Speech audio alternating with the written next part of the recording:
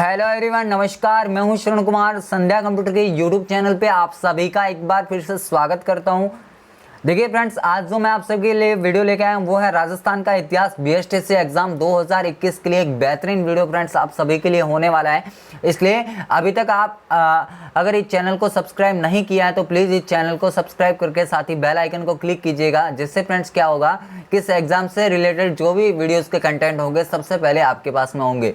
तो चलते हैं, वीडियो को स्टार्ट करते हैं। फ्रेंड्स देखिएगा, आज का जो अपना टॉपिक है, आज लगभग ये अंतिम टॉपिक रहेगा अपना मेवाड़ राज्य का इतिहास से संबंधित। तो इसके अंदर हेडलाइन से आपको पता चल रहा है मेवाड़ राज्य का इतिहास। फ्रेंड्स इसके अंदर अपन जिस शासक की बात करेंगे वो है महाराणा अमर सिंह प्रथम। देखिए फ्रेंड्स, सबसे पहले अगर इनके शासनकाल की अपन बात करते हैं तो इनका शासनकाल 1597 से लेके 1620 ईस्वी तक इनका शासनकाल है। तो सबसे पहले तो इस पे थोड़ा बहुत गौर कीजिएगा कि भाई इनका जो शासनकाल है वो कहाँ से कहाँ तक है, 97 से 1620 तक है।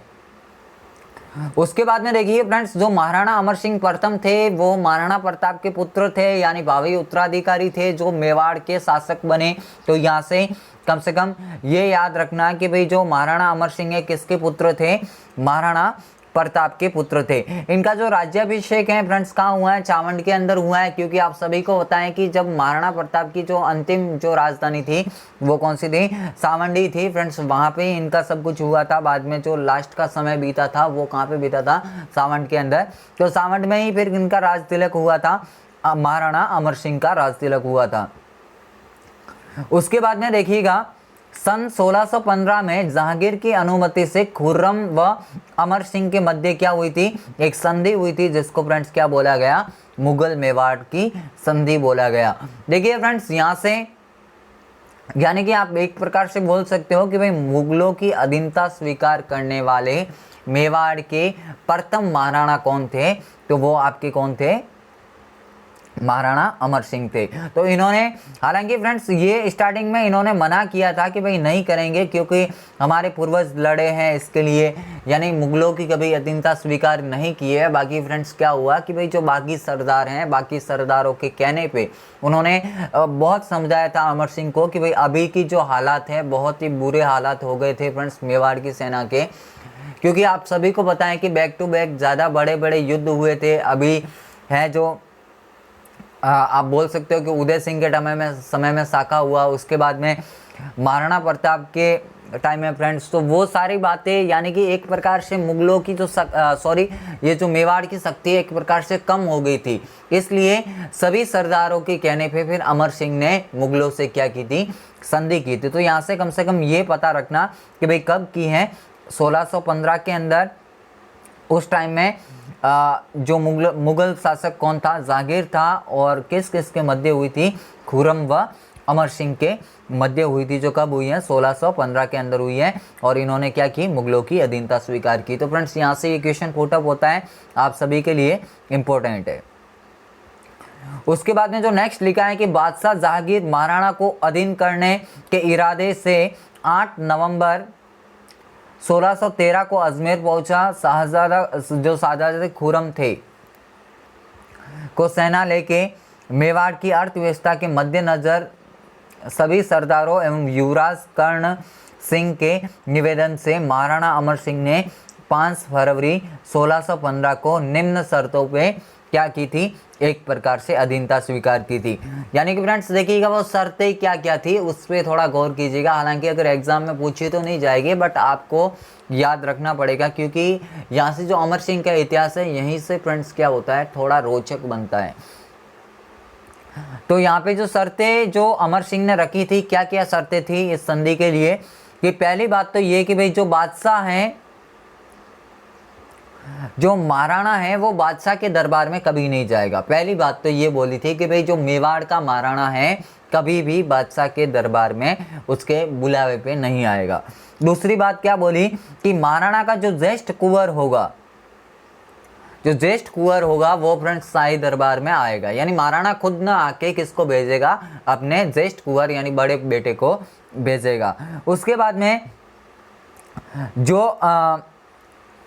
यहाँ से जो नेक्स्ट पॉइंट है आप सभी के लिए, उसके बाद में जो बोला है कि भाई जो शाही सेना में महाराणा शाही सेना में महाराणा 10 सवार रखेगा, सॉरी 1000 सवार रखेगा। कितने सवार रखेगा फ्रेंड्स? 1000 सवार रखेगा, यानी शाही सेना के अंदर जो महाराणा है वो 1000 सवार रखेगा। उसके बाद में चित्तौड़ के किले की क्या नहीं होगी? कभी भी मरम्मत नहीं होगी। ये मुगलों की ओर से एक शर्त थी। तो फ्रेंड्स ये जो है आप सभी लोग कम से कम यहाँ से ये याद रखना भाई, अमर सिंह का इतिहास तो हालांकि यही से इम्पोर्टेंट है। यहाँ से जो आपको बातें याद रखनी है, एक तो इनका शासनकाल याद रखो तो अच्छी बात है, 97 से 1620 तक है। उसके बाद में ये महाराणा प्रताप के पुत्र थे जो भावी उत्तराधिकारी बने। इनका जो राज्याभिषेक है वो सावंत के अंदर हुआ है। इन्होंने 5 फरवरी 1615 ईस्वी के अंदर मुगलों की अधीनता स्वीकार की, जो सभी सरदारों के कहने पे और अपने जो ज्येष्ठ पुत्र थे कर्ण सिंह के कहने पे इन्होंने क्या की थी? मुगलों की अधीनता स्वीकार की थी। और ये शर्तें क्या क्या है, कम से कम इनको आप याद रख लेना। उसके बाद में जो नेक्स्ट मेवाड़ के शासक है वो कौन है? कर्ण सिंह है, यानी महाराणा कर्ण सिंह। अगर इनके शासनकाल की बात करें तो 1620 से लगा के 1684 ईस्वी तक फ्रेंड इनका क्या है? शासनकाल है। तो इसके अंदर जो भी बातें हैं उसको थोड़ा ध्यान दीजिएगा कि महाराणा कर्ण सिंह का जो जन्म है 7 फरवरी 1584 को हुआ, यानी इनका जन्म कब हुआ है? 7 जनवरी 1584 को। और इनका जो राज्याभिषेक है वो फ्रेंड्स कब हुआ है? 26 जनवरी 1620 को इनका क्या हुआ है? राज्याभिषेक हुआ है। उसके बाद में जो नेक्स्ट बातें हैं कि भाई 1622 में शाहजादा जो खुर्रम ने अपने पिता जागीर के विद्रोह किया था। किसने किया था? जो शहजादे खुर्रम थे उन्होंने फ्रेंड्स क्या किया था? अपने ही पिता जागीर का क्या किया था? एक प्रकार से विद्रोह किया था। उस समय शहजादे उदयपुर के अंदर आए थे और महाराणा के पास भी आया था। तो फ्रेंड्स यहाँ से ये याद रखना कि भाई जो उस टाइम में अपन इसको खुर्रम ही बोलेंगे, क्योंकि फ्रेंड्स कुंवर खुर्रम थे, ये एक प्रकार से आप बोल सकते हो शहजादा खुर्रम था। यानी उस टाइम में जो शासक था वो कौन था? मुगलों की ओर से जागीर था। तो फ्रेंड्स इन्होंने क्या किया? अपने पिता का विद्रोह किया और उसके बाद में ये उदयपुर आए थे, यानी कि उदयपुर आए। और उदयपुर उसके बाद में यहाँ पे बोला है कि माना जाता है कि वह पहले कुछ दिनों देलवाड़ा की हवेली में ठहरा, फिर जग मंदिर में। यानी कि फ्रेंड्स किस मंदिर में वो ठहरे थे? तो जग मंदिर में ठहरे थे। महाराणा कर्ण सिंह ने जग मंदिर महलों को बनवाना शुरू किया था, जिसे पूरा किसने किया है? उनके पुत्र महाराणा जगत सिंह प्रथम ने पूरा किया है। तो फ्रेंड्स यहाँ से कम आप एक बात ये याद रखना कि भाई जो शहजादा खुर्रम है वो किसके समय में आया है? तो महाराणा कर्ण सिंह के समय में उदयपुर आया था। और ठहरा कहाँ पे था? जग मंदिर में ठहरा था। और ये जो जग मंदिर है निर्माण तो फ्रेंड्स देखिएगा 2 लोगों ने करवाया, यानी स्टार्टिंग का जो था वो तो कर्ण सिंह ने करवाया। उसके बाद में जो पूरा किया वो किसने किया है? महाराणा जगत सिंह प्रथम ने किया है। इसीलिए इस महलों को फ्रेंड्स क्या बोला जाता है? जग महल बोला जाता है, यानी जग मंदिर बोला जाता है। तो यहाँ से कम इन बातों को आप याद रखना।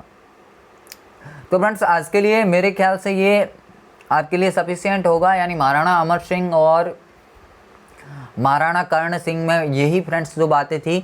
इसके बाद में जो नेक्स्ट शासक रहेंगे अपने, एक तो फ्रेंड्स अपन किसको पढ़ लेंगे? एक तो राज सिंह को पढ़ लेंगे, एक तो राज सिंह को अपन पढ़ लेंगे और एक अपन पढ़ लेंगे अमर सिंह द्वितीय और जय सिंह को। जय सिंह और अमर सिंह द्वितीय को फ्रेंड्स कल जो एक आपके लिए और वीडियो आएगा उसके अंदर ये पूरा करवा के फिर आपका मेवाड़ राज्य का इतिहास फ्रेंड्स आपका पूरा हो जाएगा।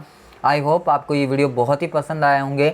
अगर फ्रेंड्स इस वीडियो को आपने पसंद किया तो प्लीज़ इस वीडियो को ज़्यादा से ज़्यादा शेयर कीजिएगा और इस चैनल पे नए हैं तो चैनल को सब्सक्राइब करके बेल आइकन को दबाइएगा। फ्रेंड्स देखिएगा जैसे ही एक बार आपका ये मेवाड़ का इतिहास हो जाएगा उसके बाद में हम राठौड़ा का इतिहास लेके आएंगे। उसमें फ्रेंड्स आप अपन को 5 से 6 दिन लगेंगे। फिर धीरे धीरे आपका लगभग एक बार हिस्ट्री मेरे को करवाने दो, उसके बाद में आपका जियोग्राफी वाला भी पोर्शन में लेके आऊँगा।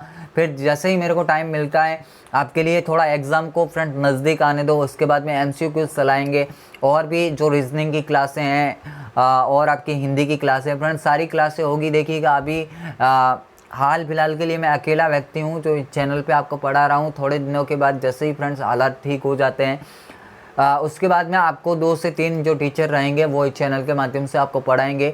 तो आपको इस चैनल के माध्यम से बहुत सारा फ़ायदा मिलने वाला है। फ्रेंड्स मैंने पहले भी बोला है कि आपका एग्ज़ाम से पहले मैं सिलेबस इस चैनल के माध्यम से आपको करवा दूंगा और इस बार आप सभी का लक्ष्य होना चाहिए कि बीएसटीसी एग्ज़ाम में 450 प्लस करके अपनी रैंक को सुनिश्चित करना है। तो फ्रेंड्स आज के लिए इतना ही, मिलेंगे कल एक नए वीडियो के साथ। तब तक के लिए जय हिंद, वंदे मातरम, जय भारत।